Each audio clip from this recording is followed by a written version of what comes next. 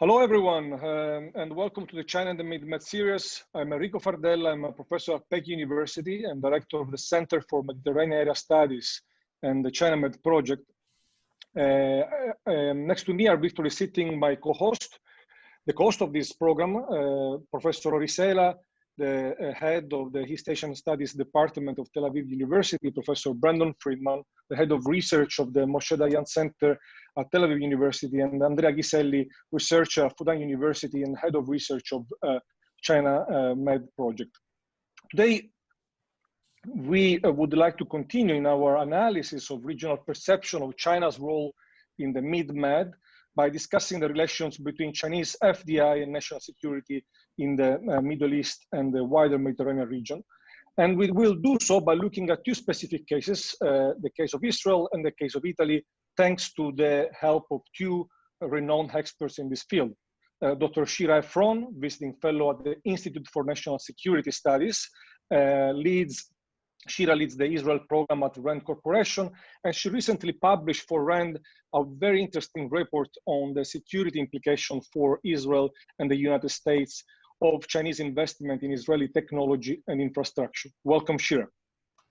Thank you. And then we have Letizia Zingoni, who is the co-founder of Sonar, a Rome-based strategic consultancy specializing in political risk. Letizia is a research fellow at SovereignNet Center at Fletcher Tufts University in Boston, United States. And she recently got a PhD in political science at Lewis University with a thesis with a research on national security implication of Chinese foreign direct investments. Welcome, Letizia. Thank you for the invitation. And thank you both for being with us today. It's very important to discuss together and actually for you to share your expertise and your research on this very important and timely topic. So I would like to begin, if you don't mind today, would like to begin our conversation with a general conceptualization of the FDI's impact over national security, and then quickly move to localization both in Italy and Israel, looking at specific investments, their logic and their impact over domestic debate on national security. Shira, would you like to begin? Sure. Thank you for having me, and thank you everyone for listening, and I hope you're all safe and healthy wherever you are. You may have heard most recently that Secretary Pompeo traveled to Israel, and among the three items on the agenda was Israel's ties with China. The project that the secretary alluded to was a desalination plant that the Chinese company, Hutchinson, based in Hong Kong actually, was a finalist in a tender to build what would become the biggest desalination plant in the world. And you might think, why is the United States so concerned about a Hong Kong-based company building and operating a desalination plant? I think that case was interesting because it's really more of it's not so much about a desal plant, although we can argue that it's in proximity to an Air Force base where there are US assets deployed occasionally or visit, but it was more of a test case to the idea of where is Israel serious about limiting Chinese investments in infrastructure and technology. The US pressure on Israel in the China context is not new, but as we've all been seeing in light of the COVID-19 crisis, I think many experts did not anticipate how quickly the competition between the United States and China would turn into something that's very close to a rivalry. And that affects different US allies, and Israel being a prime one of them, I think for different reasons that we can discuss in a moment. I anticipate that this pressure is only gonna grow. This is also something that I'm hearing from Democrats that are very close to Biden. I think that, we tend to say a lot of things about the United States. We tend to talk about this issue is bipartisan or not bipartisan, but this is really bipartisan, and the interest in this, and this is not going to get off the agenda. One of the things that it would be interesting to hear from the European experience. But one of the things that Israelis say, oh, a great area for cooperation now is Chinese companies, Chinese investment here would be in the health sector. Everyone in the world is recognizing the health, the importance of health now. And meditech, biotech, Chinese companies already invest a lot in those sectors in Israel. They're really, you would say in Israel, kosher, benign, there's no problem with them. However, when you look at the CFIUS, the European mechanisms for screening foreign investment, the Canadian one, the American one, they're actually now emphasizing increased scrutiny in medical security. So this is where there's also a lack of understanding in Israel, my assessment, of how seriously the United States takes this, and even colleagues that write articles that say, oh, well, maybe not cyber, but yes, meditech, and this is not where the Americans are. So this is one thing. Maybe it's useful to provide a tiny bit of background on the relations. Can you hear me? Yeah. Oh, sorry, I lost the video. My apologies. Okay, you're back. I'm sorry. You can edit this later, maybe. So it's important to understand that Israel and China have established formal relations in 1992. Before that, they had back channels with mostly Israel selling China military technology. In the 90s and 2000, there were two incidents, the Falcon and Harpy, which draw US criticism, almost disconnect of the US-Israeli ties. This is something I heard from someone very senior at the Bush administration, let's say.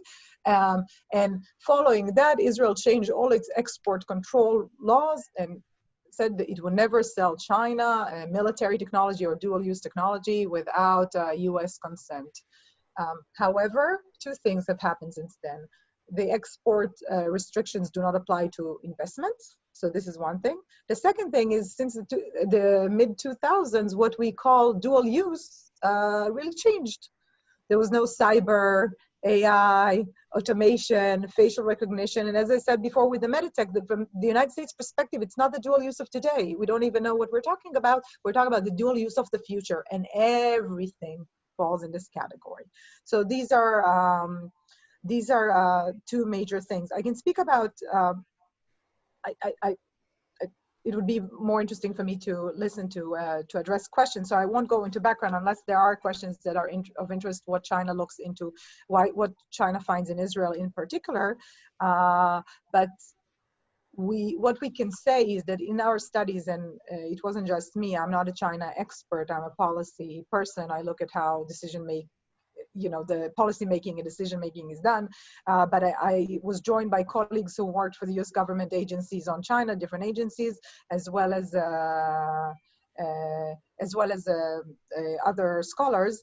And we try to look at Chinese-Israeli ties since 1992 primarily, and in more so the investments since 2013, when Benjamin Netanyahu, the prime minister, went on a historical visit to China and came back, and I think that really sparked the relations as we see them today. You'd be surprised, maybe. I was surprised. Data are not very transparent. It's very hard to find information on investments. There's no body that collects this information. I'm not surprised that I can find it in Chinese sources, but you can't find it in Israel either. You'd be also surprised, but the Israeli government doesn't have this information. So we had to basically look at different sources, business websites, news reporting, and just collect one by one business deals and try to verify if there was a report of a deal, whether it actually was implemented, because we didn't want to include stuff that wasn't.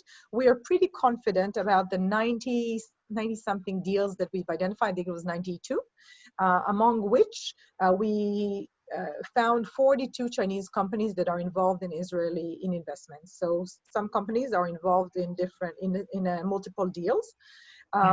Our assessment at the RAND Corporation, it's not an assessment that's shared by all Israelis, is that all Chinese companies have some sort of link to the Chinese government, the PLA, Princelings, or the Chinese Communist Party. And that even though they have their own business motivations, which we acknowledge, there could be some strings attached. So this is sort of the lens that we looked at, and I understand Ryan is coming with having worked for the Pentagon all these years on China. This is, I understand that you may think there's a bias, but the evidence in the US government at least point in that direction. I want to give a few examples of projects. We're talking about key infrastructure and technology. And in that regard, I think Israel is pretty special. Maybe Italy is the same. But when you look at Chinese practices, normally it invests in infrastructure in developing countries and in technology in developed countries. And in Israel, it does both. In terms of infrastructure projects, we're talking about strategic infrastructure. There's the construction of the Ashdod port. Israel does not have a lot of ports. It basically has, Haifa, Ashdod and Eilat, you can say. So it's 3 ports: construction of Ashdod port, construction of a terminal port at Haifa, nearby the main port, and its operation for 25 years, construction and operation of portions of the Tel Aviv light rail, the Red Line, that passes right next to, and if you have ever visited Israel, it's right by the Kiryat, which is the Israeli Pentagon. Construction of tunnels, electric power plants, and others. In the high-tech sector, we found that the investment itself, the numbers-wise, are very hard to find. We had numbers at around $1.7 billion over the last 5 years, but again, this excludes a lot of things. It excludes mergers and acquisitions and investments in venture capital. Mm-hmm. It's very hard to find the information. The Chinese ambassador to Israel, before he died tragically just a couple of months ago in his home here, published an article in the Jerusalem Post. He said that the investment is not very big. So it's true that the numbers are not very big. And if you look, Israel's main investors are from the West, that's the United States and Europe, but we're talking about strategic sectors. So this is an important point to make. Among the companies that we looked at different risks. There are connections to Israel's adversaries. For instance, the company, what's called China Railway Tunnel Group, is building the Tel Aviv light rail. It's also building a rail between Tehran and Isfahan. If you know something about Israelis, Iran is the one thing that gets them going. So any work in Iran is perceived as negative here. We have investments in dual-use technologies. These are not even the dual use of the future. We know it's dual use today. AI, cyber, other companies, either through VCs or directly. From the US perspective, even though it may have been overhyped, the idea of investment in strategic infrastructure and bringing Chinese laborers and Chinese management to operate strategic infrastructure could provide them with a presence that gives insight into US military options, personnel, of course, cyber and intelligence concerns also.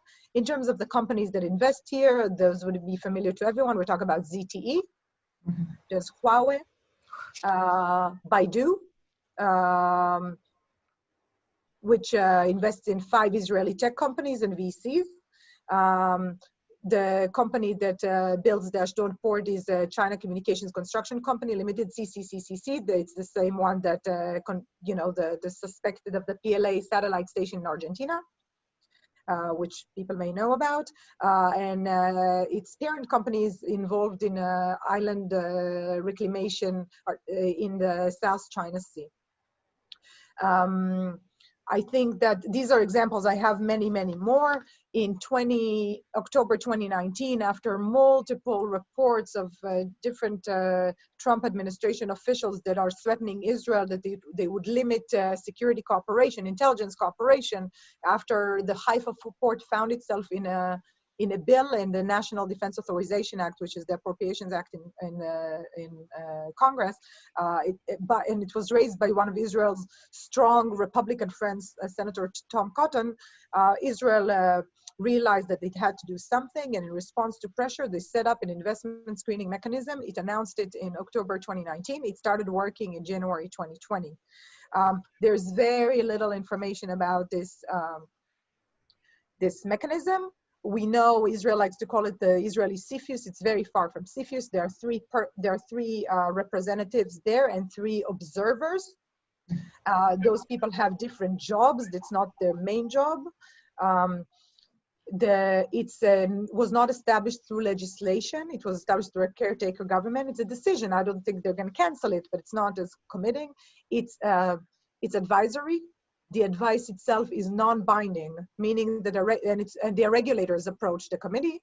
The committee can decide to give an advice. The regulator could say, "Well, we heard your advice. Not interested. We're not implementing it." It only is tasked with investments in the areas of finance, communications, infrastructure, transportation, and energy. So those are sectors with regulators already. As I said, the announcement is very vague, but what it says very explicitly and unvaguely is that the committee is not going to deal with the technology sector at all.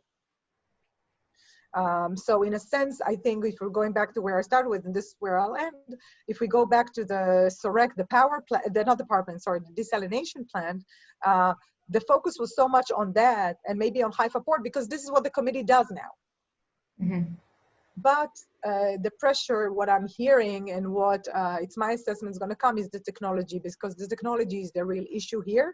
And Israel at the moment does not deal with it at all. I'm happy to take questions afterwards. Thank you very much, Shira. It's very interesting.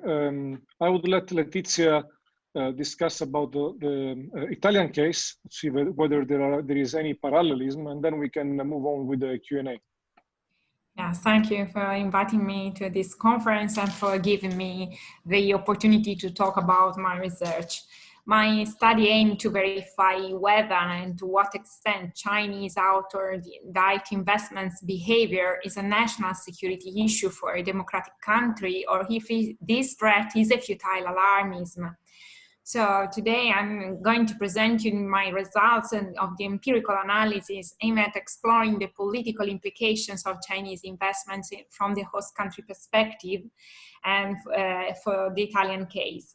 I applied a theory testing process tracing starting from an operative definition of national security and that I applied to the two biggest investments performed by Chinese investors in Italy in the period 2006-2016. I thought that this time was a time during which China launched its ambitious Idailu, the One Belt, One Road, China's vision to connect Asia, Europe, and Africa via land and via sea.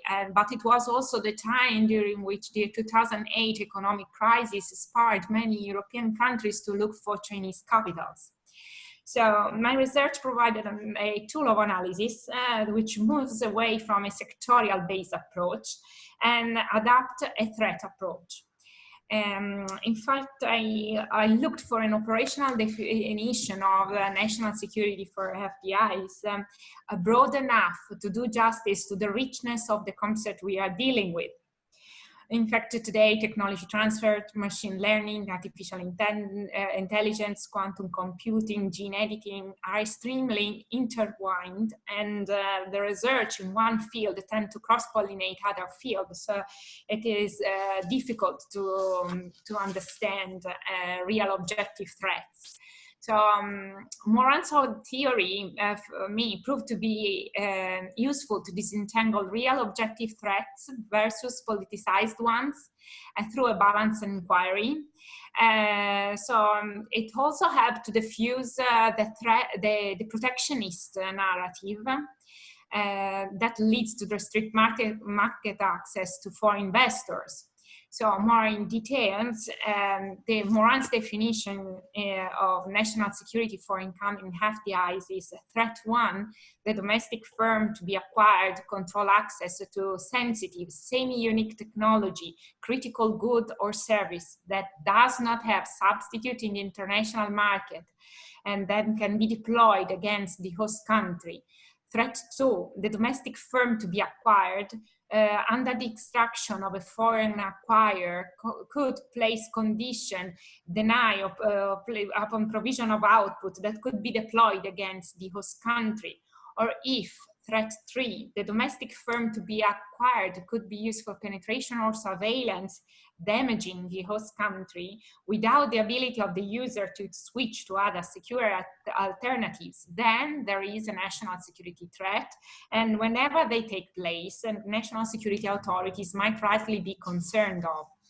So looking from the lens of the agency theory, this definition for me also helps to outline if there are divergences between the target's company's management and the government's overall goals of protection of national interests. Moreover, the domestic reaction to these threats could, however, vary. Some countries could have a preliminary scrutiny, veto, imposition of conditionalities, or may even not react. So for the investigation of the diversity of national security, echo the diversity of states. So the problem for me was to understand if Italy was able to detect the threat, or if they were not able, or they put conditionalities or vetoes because it was difficult to investigate. So I outlined a conceptual debate which frames FDI's policy discussion from the host country perspective with 2 dimensions: an economic dimension from liberal to protectionist, and the political dimension, competitive and cooperative. And I outlined 4 ideal types of policy discussion on FDIs, Chinese FDIs: open market, FDI regulations, contested environment, economic warfare. So I tried to outline both the economic dimension, looking at the FDI restrictiveness index in Italy, but it was a liberal economic environment. And for the political environment, I looked at both the policy discussion, the political discussion at the domestic level and international level. And here I tried to see if there was a change in a political debate, for example, in the Chinese issue international organization, or in European institutional process, or an impact in the transatlantic relations. So when I applied this the theory to the empirical part, I tested the operational definition for the 2 biggest investments, which in the period 2006-2016, they were the biggest deal was 2015 acquisition of 100% of Pirelli by ChinaMed, where Pirelli is a top tire maker with a distinctive focus on high-end segment, and ChinaMed is the largest Chinese state-owned enterprise for chemical company. And the 2014 acquisition of 35% of GDP Reti by China State Grid. GDP Reti is an holding vehicle, which is a subsidiary of Cassa Depositi e Prestiti, the Italian financial institution. And at the time of investment, it controlled SNAM and Terna, which are the electricity and gas grid. So, and the state grid is a state-owned electric utility monopoly in China. So theory testing, the first deal, so the Pirelli's acquisition, is not a case for national security implications. And from the Italian standpoint, the acquisition represented an opportunity for international expansion. And like other competitors, Continental or Michelin are pushing to increase their market share in Asian markets, and Chinese provided a tool for improved its penetration. While in the case of GDP's Reti's deal, I detected a threat 1. In fact, the domestic firm to be acquired controlled access to the national electricity grid and gas grid. However, even if Italy has, from a regulatory perspective, has a compulsory review mechanism, in October 2014, the Council of Ministers decided not to exercise special power in considering it inappropriate. So, so this raises question why they didn't react. So I tried to understand if SNAM and Terna were not considered strategic infrastructure. Instead, a key highlight is that in SNAM and Terna corporate documents, in everywhere, there is written that they are strategic infrastructure of Italian Republic. So from a theoretical standpoint, I should expect some conditionality of veto or strengthening, or at least strengthening corporate governance. Instead, the State Grid Corporation was able to put 2 out of 5 members of board of directors, 1 of 3 auditors, and then it so recognized a veto power, and we don't know exactly on which kind of resolution, but we know that there are veto power on respect of the adaptation of some resolution. So, and later, just in October 2016, China State Grid won a tender in a Greek electricity grid, managing to outbid Terna, its own participated company, for at least the 2 deals from the political standpoint. And we have to say that the 2 deals were performed under the same government, under Renzi's government, which showed a liberal order and cooperative approach vis-a-vis China. And if you look at the statements of Minister of Economy Padoan, it welcomed GDP Reti's deal, saying that it was only one step in the process of economic integration between Italy and China. So only the opposition party raised question about security implications, and it was the center-right Forza Italia and the 5 Stars movement. Forza Italia asked why they didn't follow a transparent path of a tender, and highlighted that it was misleading to speak about privatization if you were selling to a state-owned enterprise, even if it is Chinese. While the 5 Star movement only were worried about environmental issues, worker issues. However, there rises question about this Greek electricity grid bid being the case of a parent company competing with its own subsidiary. So during this period, at international level, what I identified was that Italy lowered the tone on human rights issues, on freedom of religion vis-a-vis China, in order not to irritate China. At EU level, the period of analysis was characterized by general mistrust vis-a-vis European institutions. So they were responsible of hard budgetary policies. In a freer competition between member states to gain fresh capital, the main pattern was to try to leave other member states alone. And China, for my findings, understands this scheme because it is a global player with a long-term strategy and has leveraged this competition. But just 1 year later, in February 2017, Italy, France, and Germany wrote a letter to Cecilia Malmström to the European Commission to consider the establishment of these as EU screening at EU level for foreign investments. Looking at transatlantic relations instead, what I can say is that Renzi's government was characterized by strong, tight relations with Obama's administration, and cooperative approach vis-a-vis China didn't impair this relation. However, the United States have not jumped in the security debate as major allies that it did in other countries, European countries. And what I think is that when the object of security was a traditional one, such as defense, such as in the Coca case in Germany, or the broader one, such as surveillance for the global switch case in UK, the cluster of allies intervened, and the global switch case was Australia, not the United States directly. So, but in the Italian case, they were critical infrastructure, so they didn't impair immediately the security of other allies. So we didn't find any interference nor strategic of the strategic cluster of allies.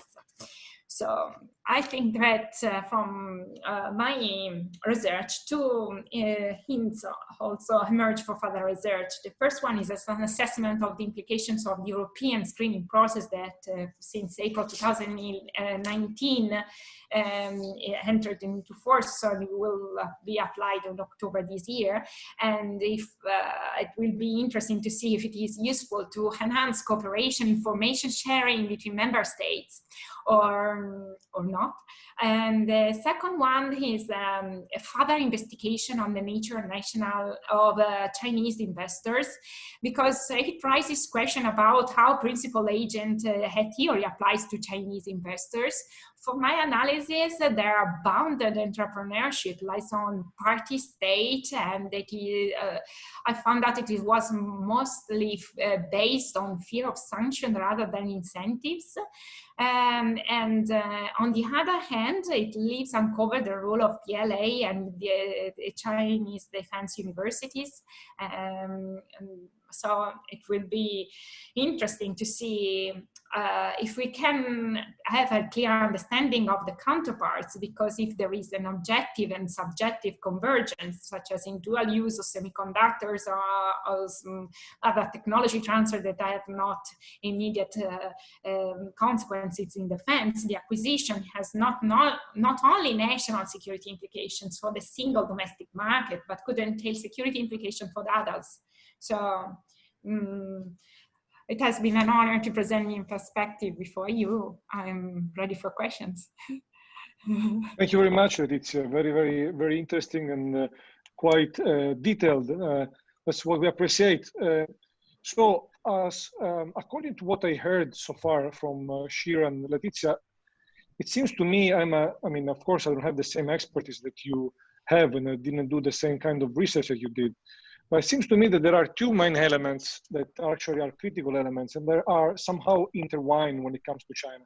The first one is the definition of what falls into national security in terms of which part of our economy can be defined critical or has to be protected. And I think that this is a very whole debate, as you know. For example, when it comes during the Cold War, it was established right after the Second World War a mechanism, a committee, the COCOM, COCOM, for export control to the socialist bloc.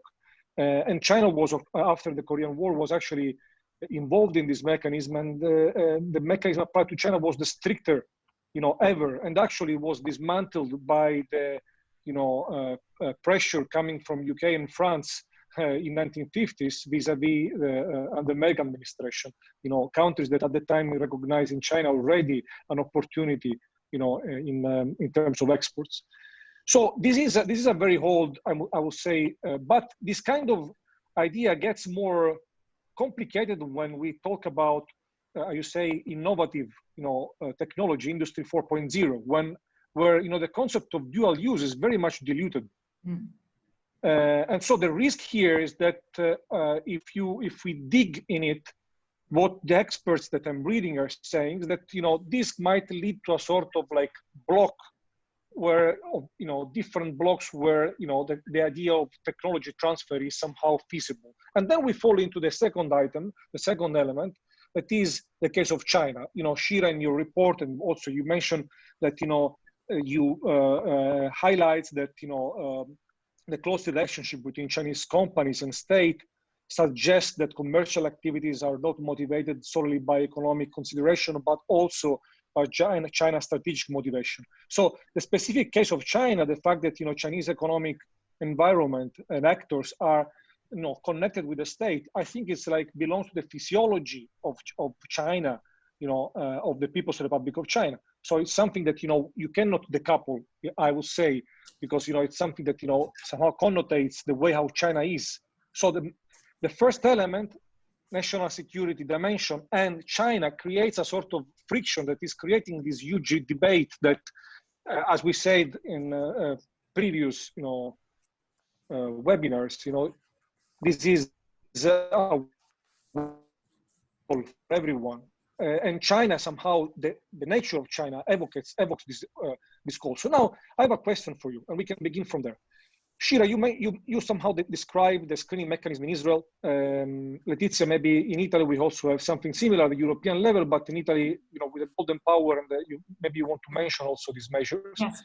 But it's evident that both in Israel and in Italy there is a sort of learning curve. You say that the screening mechanism in Israel is not as sophisticated and influential as the American one.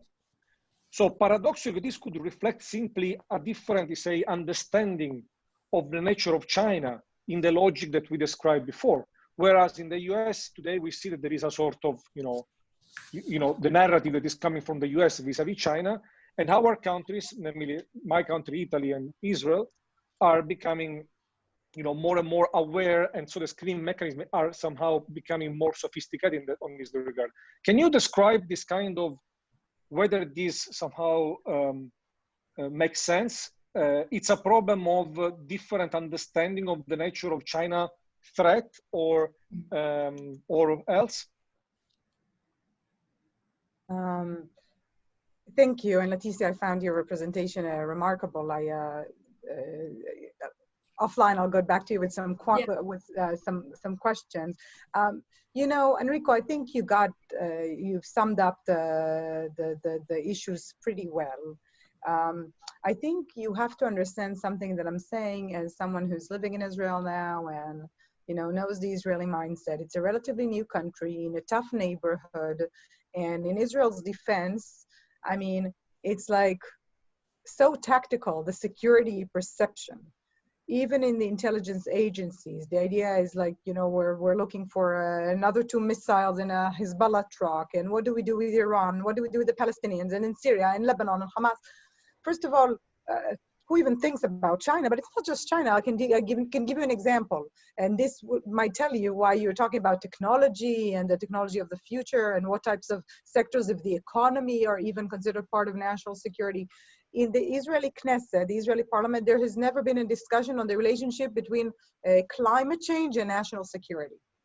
Now, in the United States, where half the country denies the existence of climate change, this is a report that we do at the Pentagon. Every year, we do a report on the national security implications of climate change.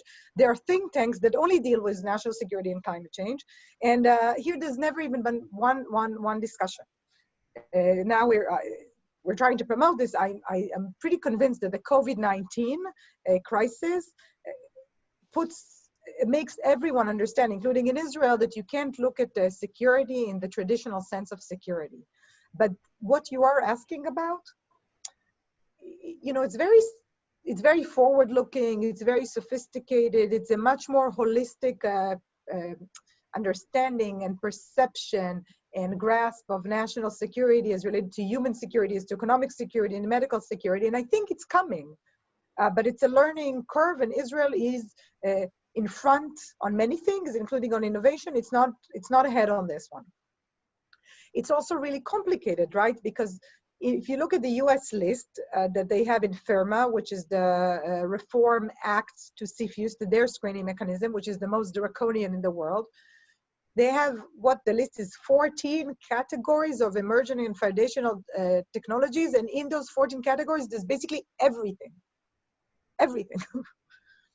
So is everything of dual use nature? It's because the competition between the United States and China is not only on the military domain, right? It's the technological primacy, the economic primacy, the geopolitical influence. So it's a question for US allies, and even Israel, that is a country that sort of really would have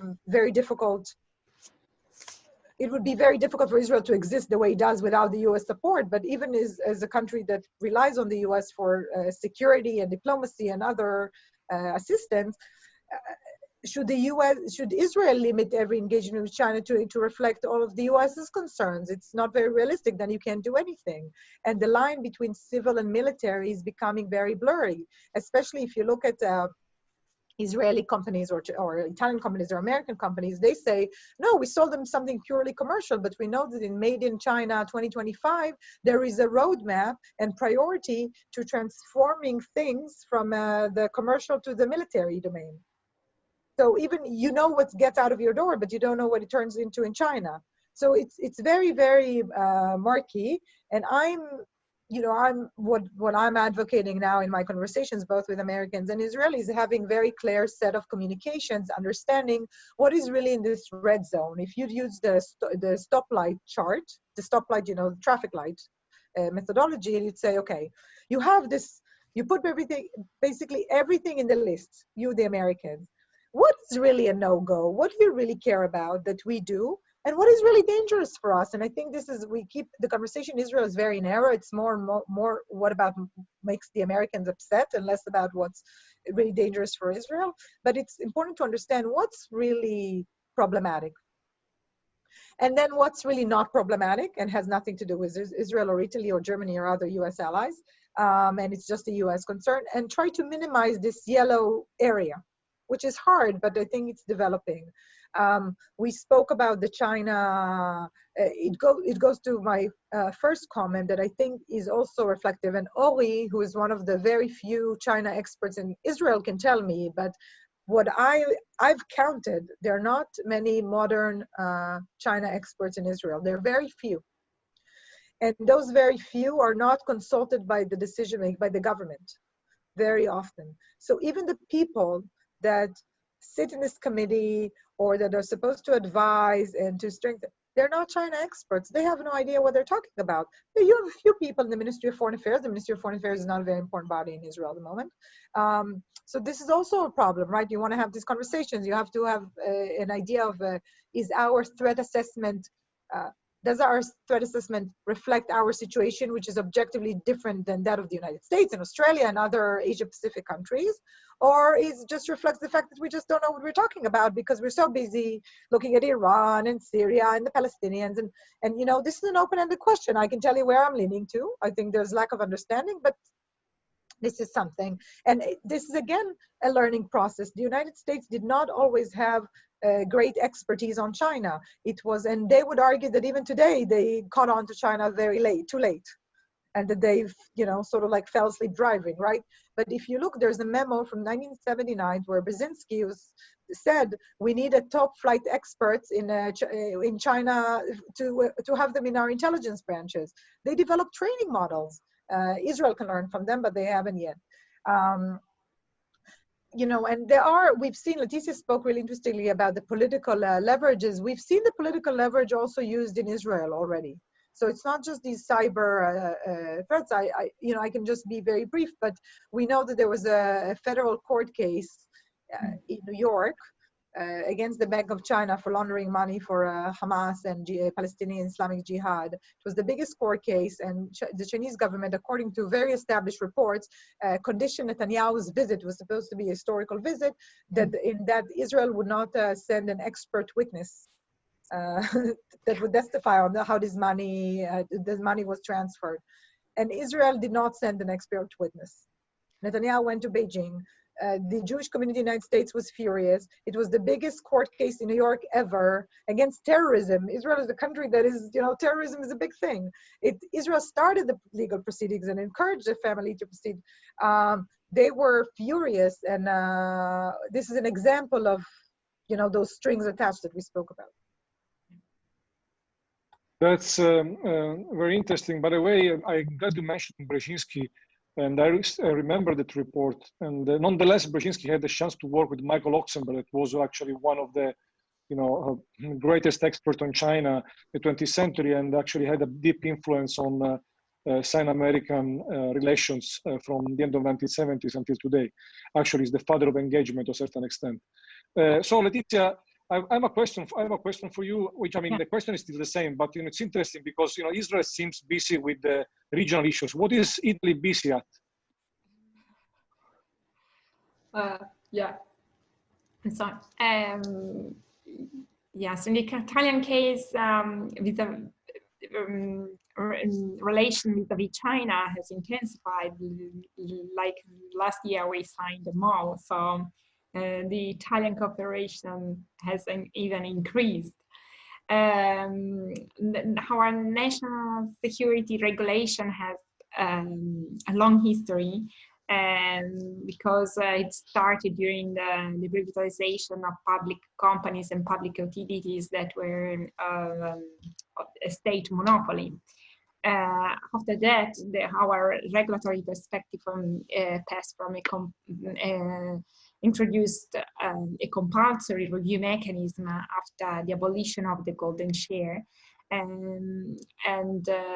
Because the golden share discipline was imposed by a sentence of the European Court of Justice, so we changed our legislation and we put this compulsory review mechanism with sector-based. So when we speak about dual use, we have the same problem to address if a sector falls within the definition or not.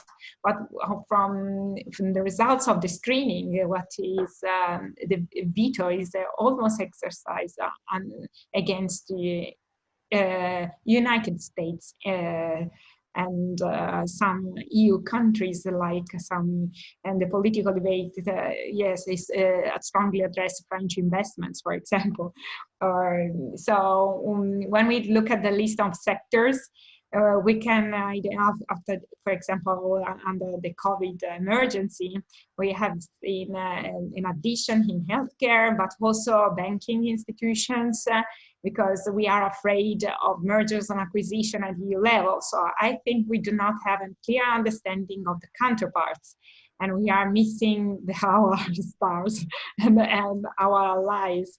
So it is important to have a clear understanding of the Chinese case versus the American case, or the Israeli one, because they are not the same kind of investors. So for me, it is important to have also a clear understanding of the counterparts, because yes, the framework for identifying national security should be clear, and it echoes the diversity of states. But when we look at kind of investments, of course, we should not these political narratives inevitably leads to a protectionist reaction. Or so in the Chinese case, their relations is mainly based on guanxi, and I in my research I don't make a distinction between state-owned companies, the state sovereign wealth fund, or private firms, because for my findings I prefer to explore the famous mechanism of capture as Neil Haupt Cheng article, because there is no, the Chinese investors exert significant control rights even if they don't have ownership interest. So, and they establish party committees also in private firms. And so I think that the Chinese case is different from other cases. And so I in my research, I made the distinction between democratic capitalism and authoritarian capitalism, because yes, we should ensure a level playing field between democratic countries, and trying to understand which are the real motivations that lies under authoritarian capitalism, because they exert sharp power as to influence or interference. Why they for example, they in these days they are trying to sell these glasses for screening healthcare in Italy, and they even contact us to third firms, but they really want to have to screening COVID, or they want to surveil us, because the use of glasses, of course, is ambiguous. They used for detention and for dissidents. I mean, to understand. So I think it is necessary to understand more China. And in Italy, we have plenty of China's experts everywhere, but yes, the real understanding of China is not so exotic. There is a language problem and a problem of understanding what they want to let us see and what it is the reality, I think. I've never visited China, so I'm not an expert. I just studied from Italy. So it's a beautiful country. Brandon, you have a question? Yeah, my question is to both Shira and Letizia. It has to do with how we frame this issue of technology transfer in the discussion about foreign direct investment. It seems to me that a distinction, if it's not made, perhaps needs to be made between technology transfer and knowledge transfer. And when we begin to parse that distinction a little bit more finely, then perhaps this connection that we make almost reflexively between foreign direct investment and technology transfer becomes a little bit less directly connected. And I think part of the issue that we have in discussing these issues is we've all gotten on board with the assumption that foreign direct investment somehow means technology transfer in some way, shape, or form. And so I raise the issue based on the issue of the nuclear supply chain, right? Where there's been a nuclear suppliers group since the 1970s that looks into these issues. But nuclear technology, in particular the nuclear supply chain, is mostly about hardware, right? And the issues that are of greatest sensitivity these days, particularly in the Israeli context, are issues relating to the very highest technology, that, the cutting edge stuff, which is not, frankly, the same kind of nuclear supply chain, which is dealing with more hardware.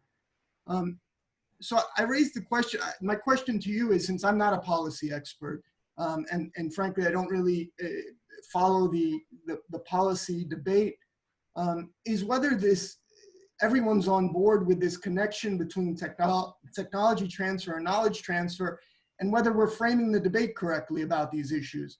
I'll stop there. I talked too much already. Thank you. Yes, I think, yes, it's not an easy question, because if we look at China's strategy, or IDAR, the digest the technology transfer strategy, I think it's a never-ending catch-up model, because it does just jump to another technology and then another one, but they are able to modularize this integration. So if they do in Israel, they can then jump to Italy. And so if we do not have an information sharing, we will miss a big segment of this path, and it becomes difficult. So if they address a company with a small SME in Italy with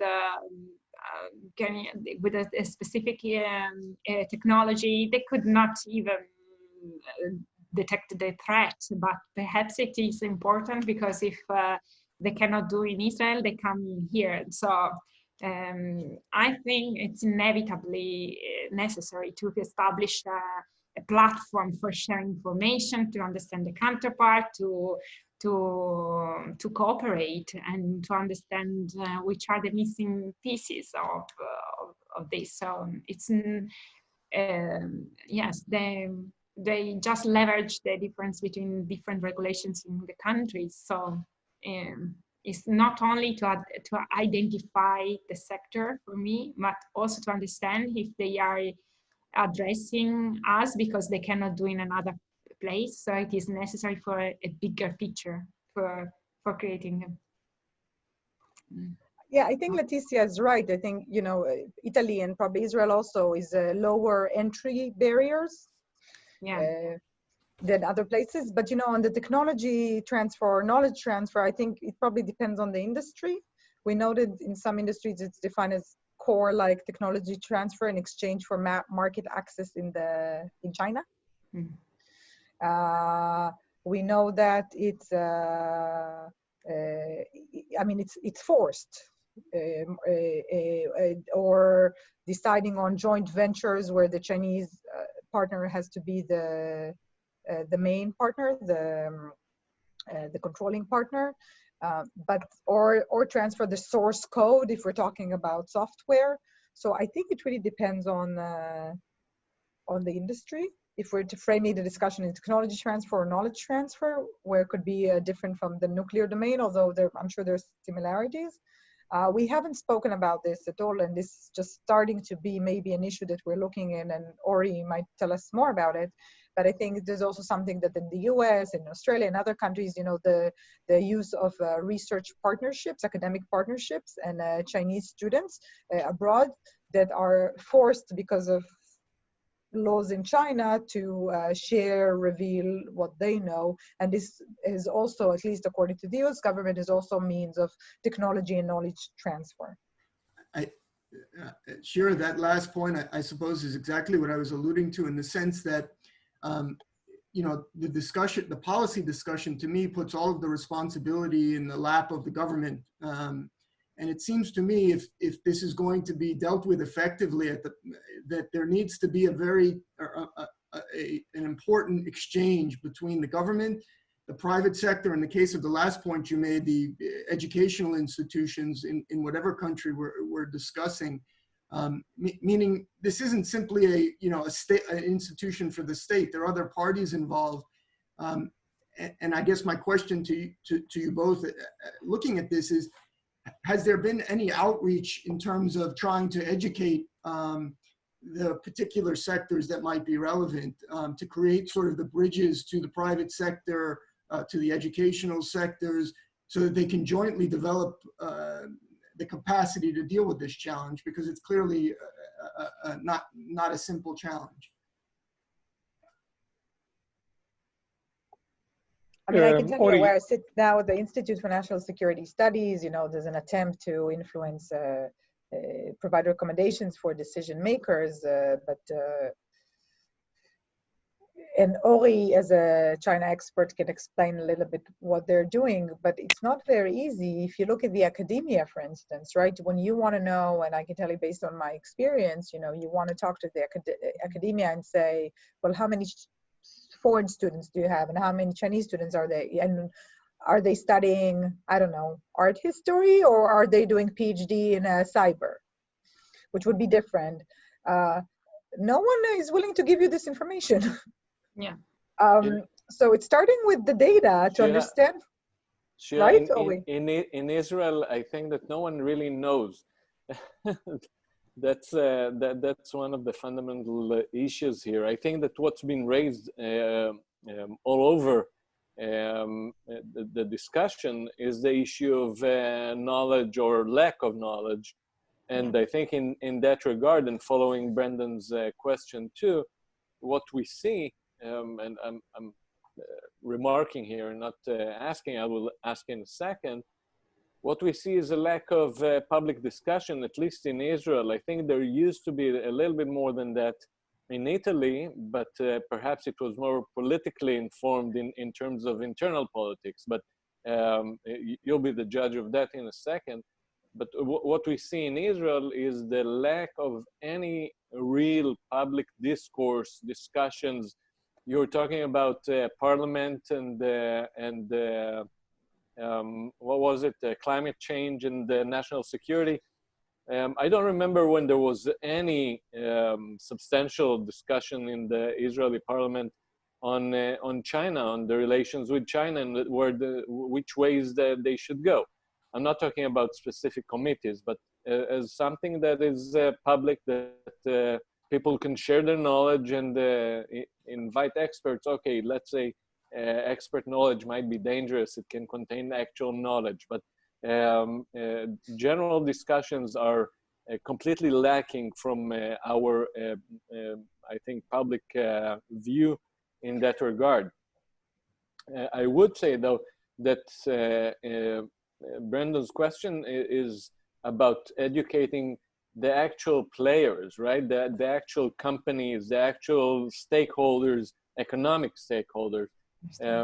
And I think that that's another thing that's been missing, at least here in Israel, because those stakeholders, they want to gain, they want to show better performance of their company, they want to get the money wherever it comes from, and it's very hard to get to them. So for example, at the INSS, we usually can get to people or from the university, we can talk with the decision makers, right, with the policy people at the government or otherwise. It's much harder to convince people from, let's say, the industry to understand what are the risks involved, or what opportunities are actually fruitful. Again, I spoke too much, but my actual question, I had an actual question there. The thing is, you were also talking, I think, Letizia mentioned that, and Shira mentioned that too, about, and it continues that this line of lack of knowledge, of having some kind of a joint forum or database or anything of the sort. Is there something that various countries, perhaps with the lead of the US or otherwise, are trying to bring into discussion? Let's create some kind of a general accessible pool that can allow us to say, okay, these are the things that are this kind of the red, yellow, green thing that you mentioned here. Is there something that actually is being discussed in concrete terms, in practical terms? I mean, I don't know. I don't think in Israel there's anything like that.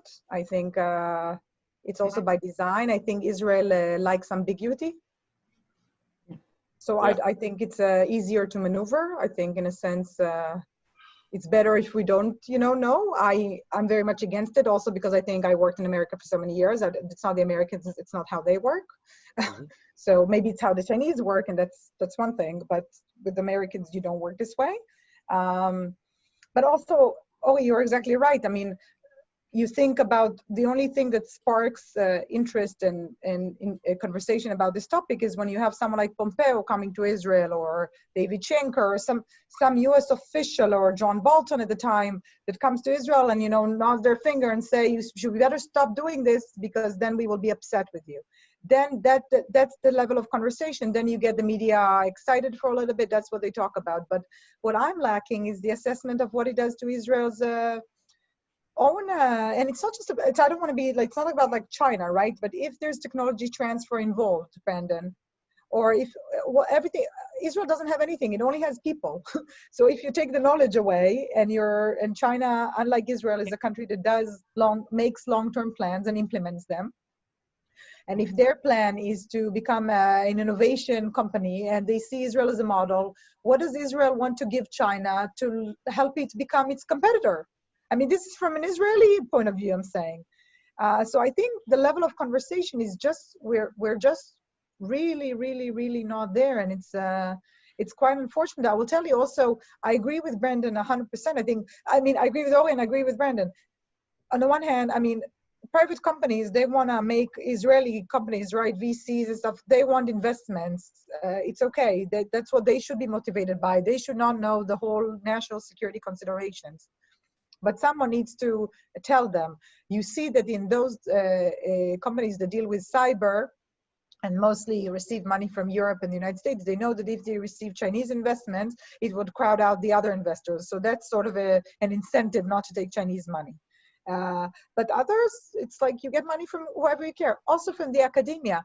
I don't fault a physics professor that is invited to a conference that is an academic conference in China, not knowing that it's actually the Chinese Communist Party, and that they take their phone and their computer with all their research of the last 20 years and shares it with someone. But someone needs to explain to them. I mean, I don't know if you know, but working at RAND, we have very strict regulations what you can take your hardware, where you can take it, because there's an assumption that everyone's trying to steal your stuff. So a lot of it is at the policy level, Brandon. I think the government has to provide this knowledge, but also it would be better if you engage the private sector and the academia. I wish there was a body that did all that and not leave it to, individual researchers and think tanks and, I know you're trying also. Letizia, before you give us your perspective, I just want to want to add the issue. I'd like to emphasize something that you said, Shira. The issue is not China per se. The question is for each of those individual countries to think, what is good for us? China can be good for us in many ways, but which ways are these, and what do we need, not just what does the United States want from us, which these are very different things. Sorry, Letizia. Yeah, I think in Italy we have to make a distinction between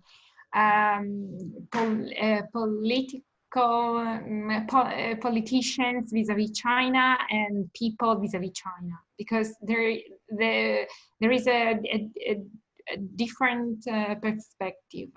I come from a family with a very small medium enterprise in Tuscany. They make leathers. I make an example now. When we started having relations with China, we were very happy. They brought money. Then they started buying our chemical companies. So they just bought a piece of our value chain. And so all of a sudden, all the district fall down. And so we didn't understand that they were stealing our technology, but they were the very key element. So at the level of entrepreneurs, very small, the manufacturing business, and I can say, yes, not only in Tuscany, in Lombardy. So they understand that how the Chinese world work, but the politicians, not at all. So if so there is this, we have to make this distinction. I think that doing the education with private firms would be more easily than establish only a policy change in a top-down level, because Chinese government has tight ties now with this government that signed the MO. So it would be difficult to they just interpret these FDI regulations with by looking hard to US and not to China. So I think it's more interesting if we could create some fora with the private firms, with Confindustria, or with trying to see which are the real threats from the real world and emerge from within civil society, like often happens in democratic systems, no? And so, yes, I think this knowledge transfer involving private firms and other fora, not only political stuff from in Rome, would be easier and I think healthier. Letizia, I would even take it a step further and say that the challenge is almost impossible from the top down only, meaning unless the incentives are created so that the companies that are on the receiving end and institutions outside, not just private companies, do their own due diligence and have incentives to do their own due diligence, that this issue from a policy perspective, at least, you know, and I'm no expert in the policy realm, seems to me to be extraordinarily difficult if it's only the government who's responsible for it. And so to take just one example, right? In the US, they have the Foreign Corrupt Practices Act, which incentivizes private businesses, not just in the US, but around the world, to comply with US economic sanctions. And that shifts the responsibility for compliance onto these private enterprises. And it seems to me something like that in the realm of certain sensitive technologies is a much more reasonable way to approach this particular challenge than leaving the responsibility solely in the hands of the government. But, you know, I mean, I think I guess if I had to ask that as a question, the question is whether the government is interested in engaging or shifting the responsibility to the private sector. I mean, here in Israel, Shira and Or, you both alluded to it, we may not want to make it more difficult for investment flows to come in. And that's something in terms of the politics of it that should be discussed on a country-to-country basis, right? And it's always the question of who's we, right? If you talk with the security establishment, you hear one thing. When you talk with the economic establishment, you hear often the opposite. So who's we? But I think Enrico was in the middle of saying something. I'm sorry. No, well, I think you're lucky because in Italy you can hear both things in the same, you know, in the same group of people. But which is let me say do like a sort of leap from empirism to philosophy when it comes to the Italian case. And Ori, what you just said, I think it's the trampoline of my consideration. You know, first of all, I mean, the specific case of Italy, I cannot talk about Israel.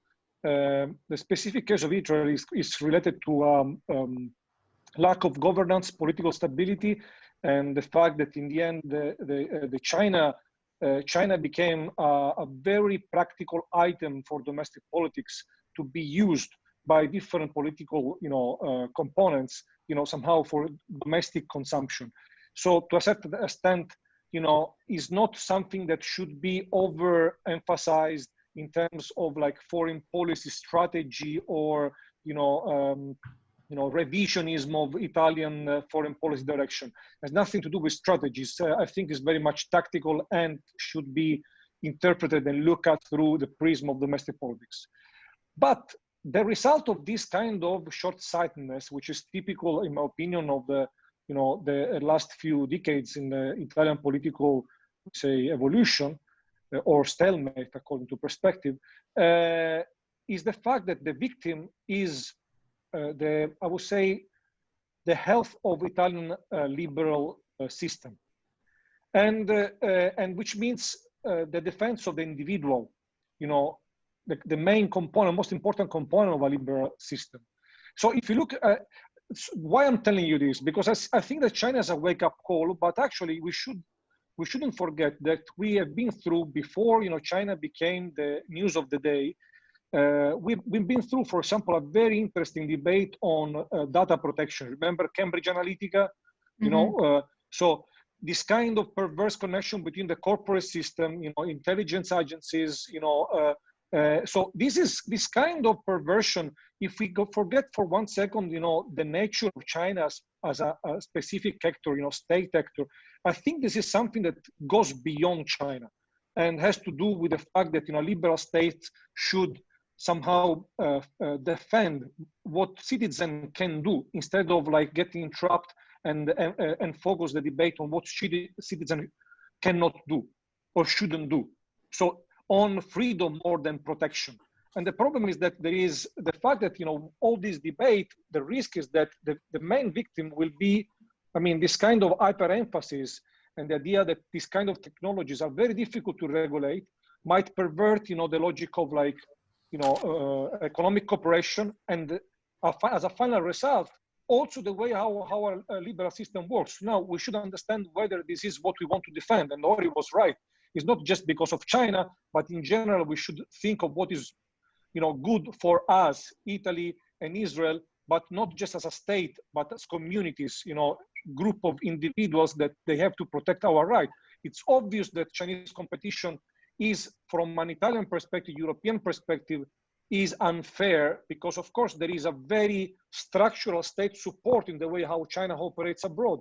But at the same time, we should also recognize that there are also other, you know, connection, you know, even in our own system that somehow risk to invisibly, or maybe less visibly than China, to somehow pervert, you know, the same kind of you know, rights that we are trying to defend when we think about China. Okay, and because, you know, the nature of China, we try to involve China. Remember 1993 when Bill Clinton tried to raise the human rights protection for China, and then, you know, you know, this initiative was being jeopardized by France and the you know, European actors who were trying to competing with the US, taking advantage of the situation. So what I'm trying to say is that we tried to make China liberal by involving China. The PRC hasn't changed. It's still there, but it's not a surprise. This is the way how it works. So should we stop working with state system? I mean, with the authoritarian countries, or this is the issue. Is this what is going to happen? What do you think? I mean, are we going to stop to any country that doesn't have doesn't fit into the category of liberal, democratic, or is this what is going to happen? Because this is the issue. I would put it more starkly, but I'll let the speakers answer. Please, Brendan. Enrico, I mean, I can start. Oh, Brendan, please go ahead.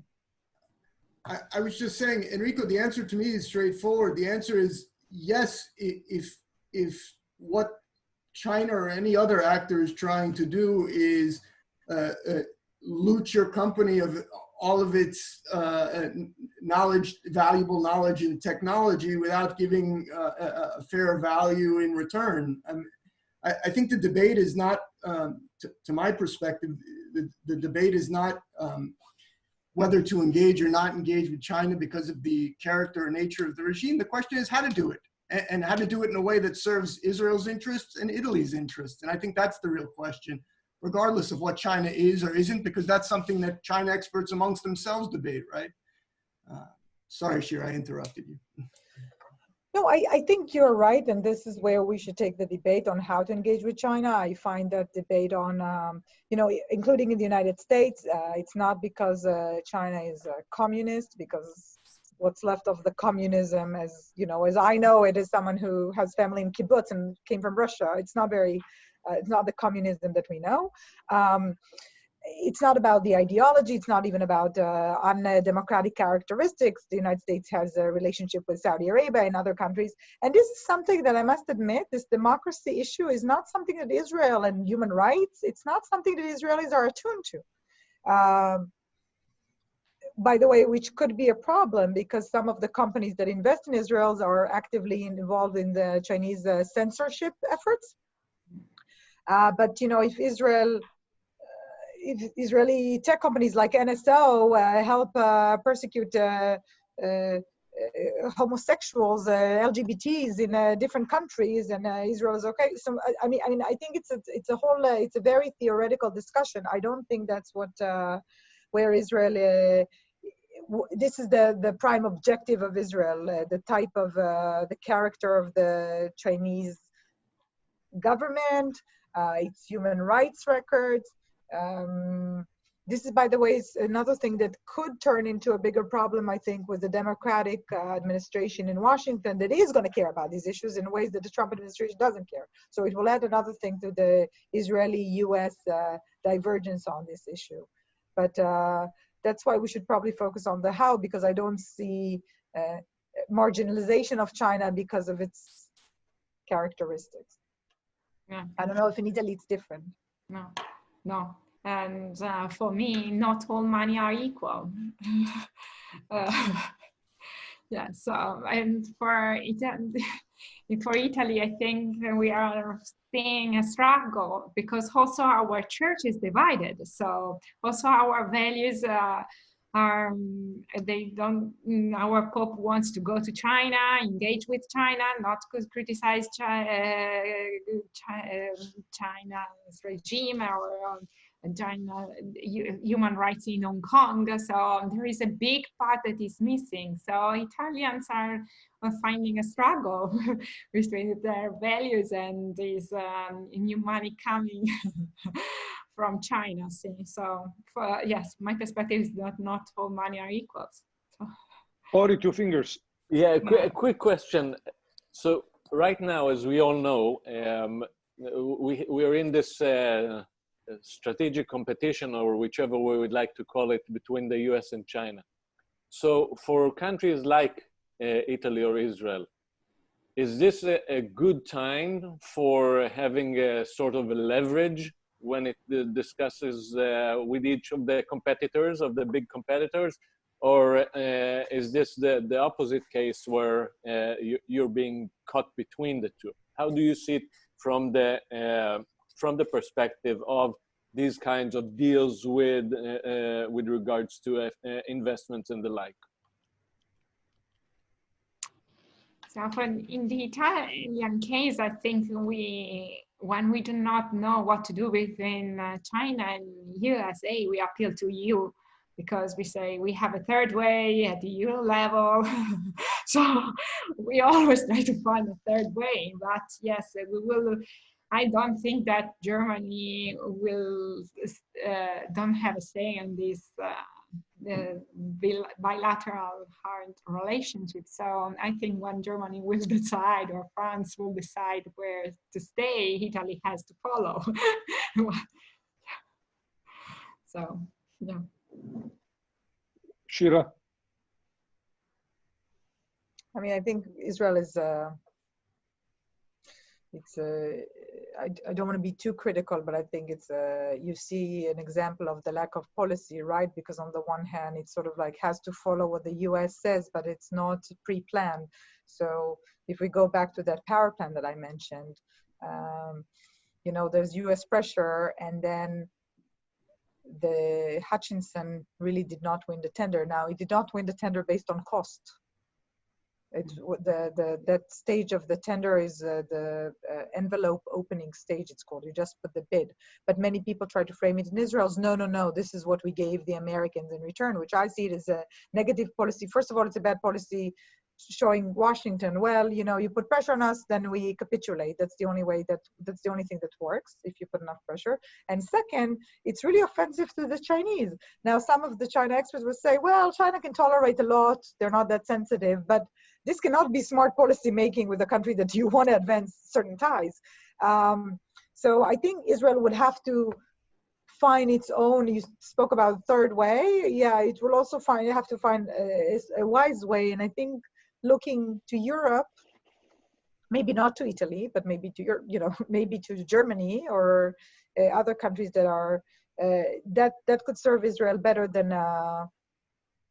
trying to follow the U.S. model, which there's no way it's going to happen. So that's a very interesting debate. I guess, as always, we can continue for much longer. Maybe we will try to have like a second edition of this, because I find this topic very timely and extremely important, and there is so much that we can discuss, and actually we can also provide, you know, in terms of contribution, you know, to the general debate, I believe. Thank you very much, Shira. Thank you very much, Letizia. Thank you everyone for participating in this debate, and stay tuned and check our ChinaMed series, and try to participate if you can to the next next events. And bye-bye.